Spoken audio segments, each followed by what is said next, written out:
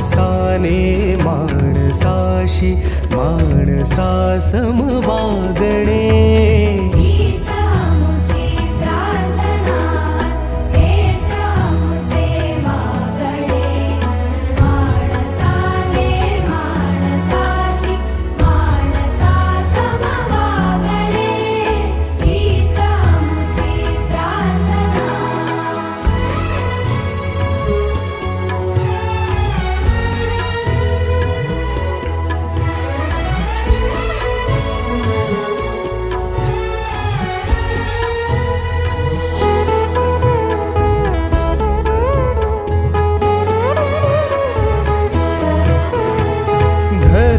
जाती प्रांत भाषा द्वेष सा